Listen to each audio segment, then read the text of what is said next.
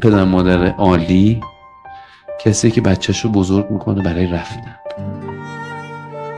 نه برای نگه داشتن. بچه جنس تو انبار نیست که انبارش میکنی.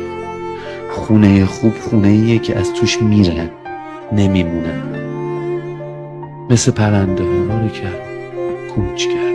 حالا تو هر چقدر پدر مادر خوب تری باشی، این بچه راحت تر پر میکشه میره.